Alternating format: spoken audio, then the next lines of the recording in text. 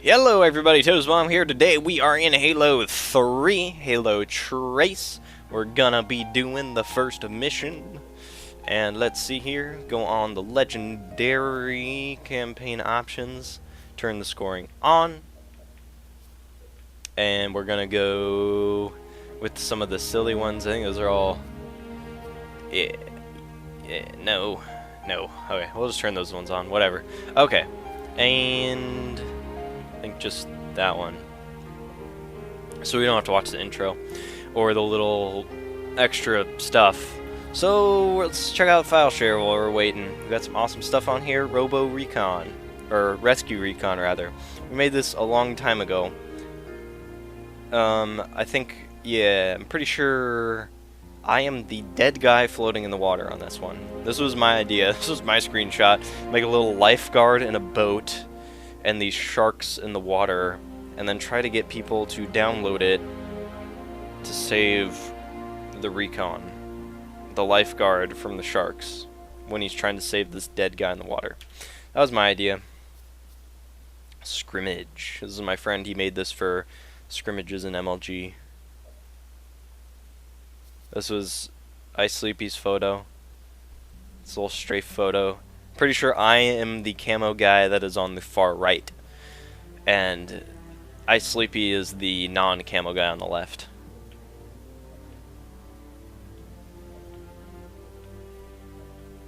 Yeah. Alright, we're starting. Okay, let's start this up now. Alright, so Halo 3. Halo 3, obviously, some history for me behind it, because, First squad, you're my scouts. it was pretty much the first Halo that I really played.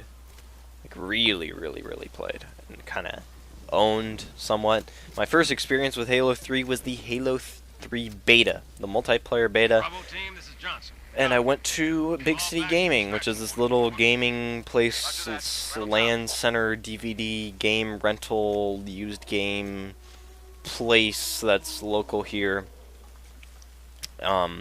And you can go there and they have monitors and you can just say, hey, I want to play this game. If they have the game, they'll let you play it, and it's $5 an hour. So me and my friend went there because we didn't know anybody with a 360. We had exactly zero friends with a 360.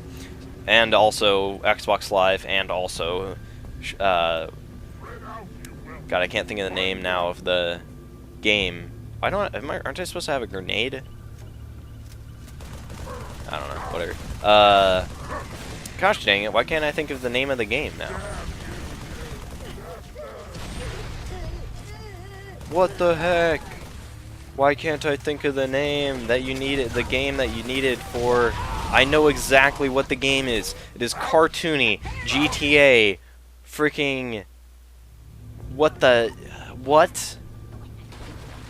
Why can't I think of it? It's not Shadowrun. No, but that's all I have in my mind. It's something with an H. I'm freaking looking this up, dude. Sorry. I gotta look this up. Crackdown. That's the game. Okay, Crackdown. No one had friggin' Crackdown. Who the hell had Crackdown? Who owned that game? Nobody did. Crazy people owned that game. Even though it was kind of cool, nobody had Crackdown and a 360 and Xbox Live. None of that happened. So... what we decided to do is go to Big City Gaming to do that. That's how we played Gears of War. That is how we kind of played all the 360 games, just because nobody had Xbox Live and all that stuff, and we wanted to play that stuff. So it's a relatively cheap way, other than having to buy 360 and all that stuff, to be able to access these games and be able to play them and all that.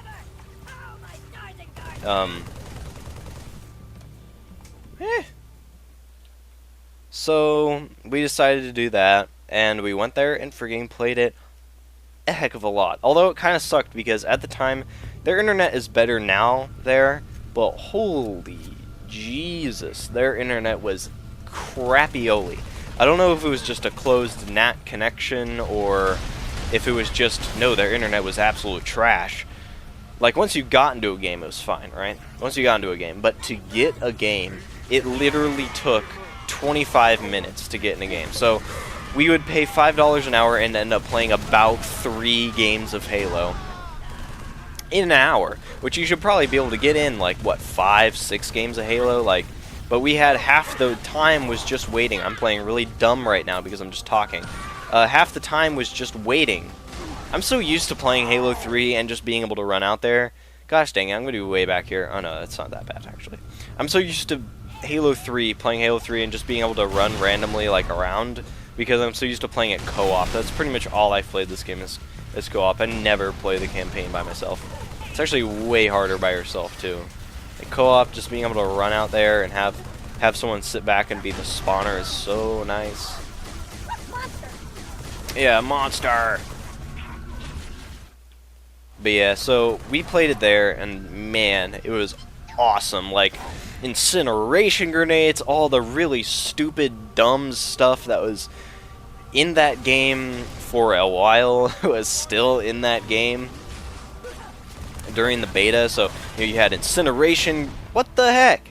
You had incineration grenades on Snowbound. You had the flare. You had friggin' just the dumbest armor equipment ability things that ended up just either, I don't know, maybe they're in the beginning of the game, but they totally end up getting removed pretty damn quickly out of the game.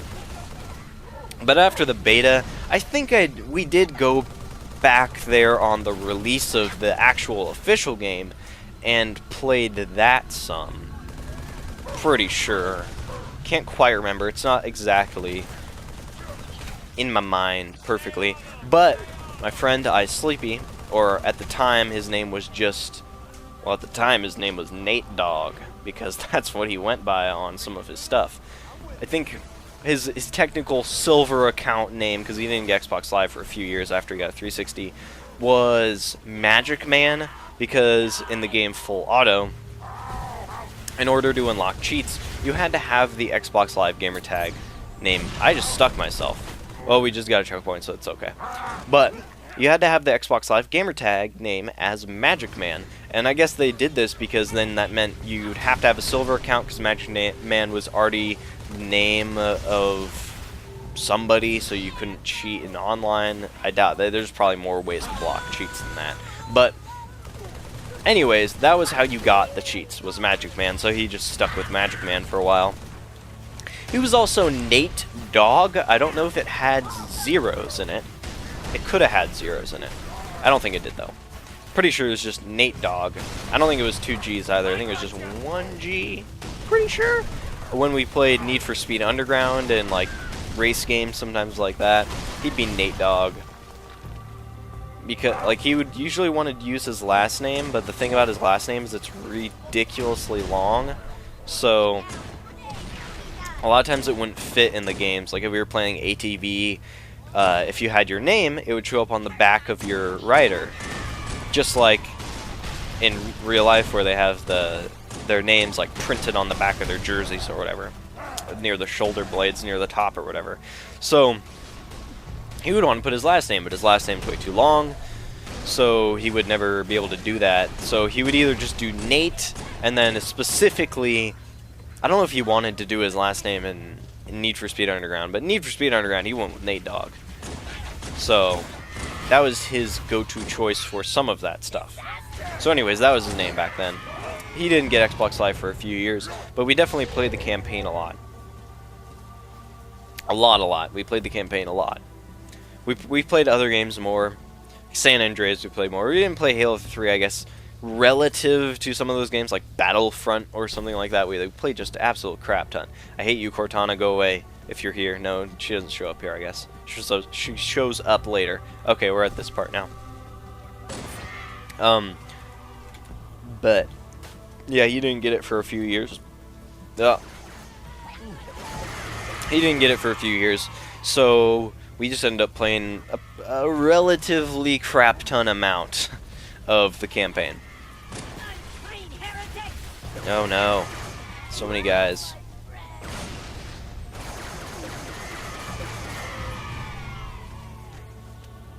I don't remember. Halo is always so weird because, like, it was M-rated. Whoa, M-rated, right? Like, that is crazy. When we were little, it's like, oh, it's like M-rated, dude. Like, that was like the thing that you'd brag to your friends about as you played an M-rated game, and it was awesome because it was M-rated. Yeah, it's like so, woo. You know, you're so cool. It's like, I'm not supposed to be playing this, but I am. It's M-rated. What? So that was always the awesome thing. Like, yeah, I played GTA. It was always so cool to be able to do that. That was like one of the major factors. But the thing about Halo is sometimes parents will let you play Halo because it was shooting aliens and not people. That was the deciding factor. It seems so ridiculous to me right now. It's just God, it's so dumb. But like, all those arguments are always stupid. But yeah, like, that was the thing, was, oh, you're shooting aliens and not people. So sometimes parents would let you play that, and that was always the kids' arguments too, like, oh, can we play it? And they're like, I don't know if I just let you play it. And they're like, but it's not humans you're shooting, it's aliens, so it's all cool, it's awesome, it's totally fine. Man, the water still looks pretty good in this game. At least here in the campaign it does. I always kind of like this area, this swampy sort of look. It's just a nice, just sharp experience overall, really. It's just responsive, sharp game that is just still just looks sharp. Like, it was never a technical achievement, really. I mean, it kind of was in some ways because of the Forge, all this player created stuff.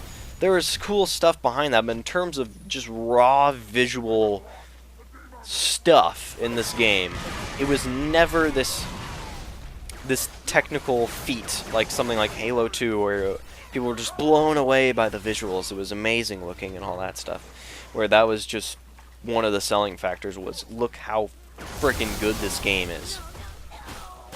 That was one of the things that Halo 2 was kind of known for at the time. Did I stick him? I might have stuck him, I don't know.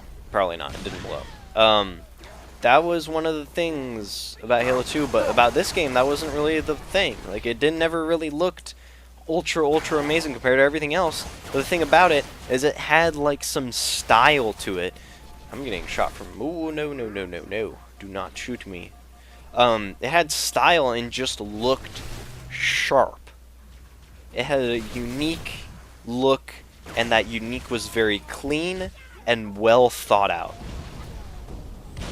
And that has carried it so long, because it's still, like, some games of this era that looked amazing at the time. I'm just dying over and over again. I'm not even freaking trying, dude. Some games at the time looked freaking really good. They looked so good. Because of just, again, the raw visuals behind it. But they don't hold up to today's standards so much at all. They don't look nearly as good as this game still does. And that is something that is kind of awesome. Goes a long ways. And you don't necessarily think about.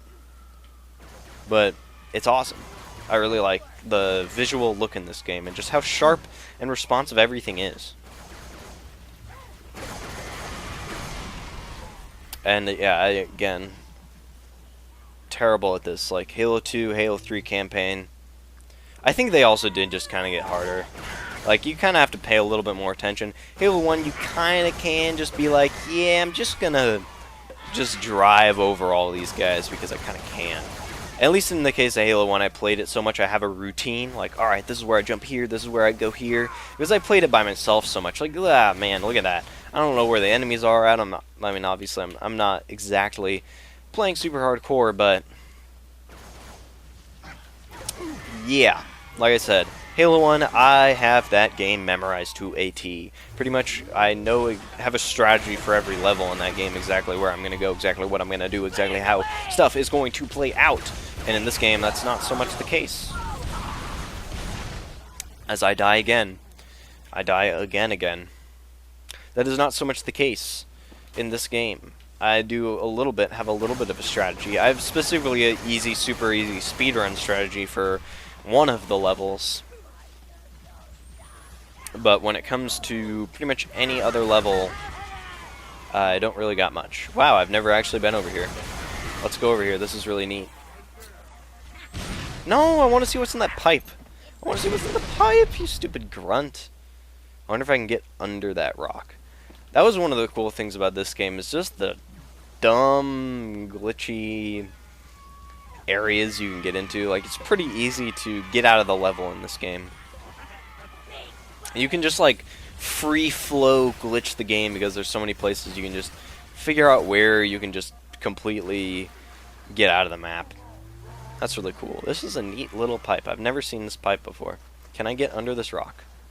Is there a secret in here? I wouldn't be surprised.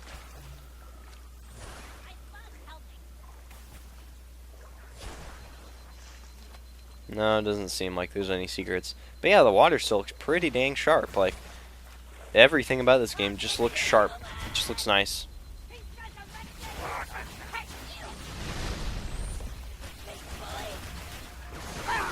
Damn.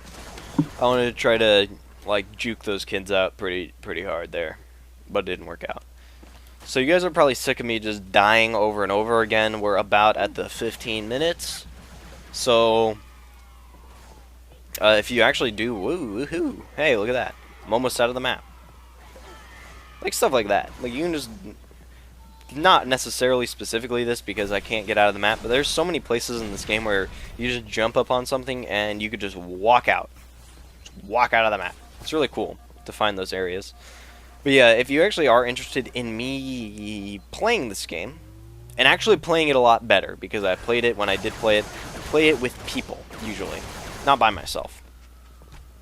So if you are actually interested in watching silly old me and a few other people just exploding and stuff like that constantly in the Halo 3 campaign, then I actually do have a Let's Play with Nate Dogg and also Local, the montage editor that is really freaking good at montage editing. So, anyways, I guess next is Halo Reach that we're going to be doing, so I'll see you there.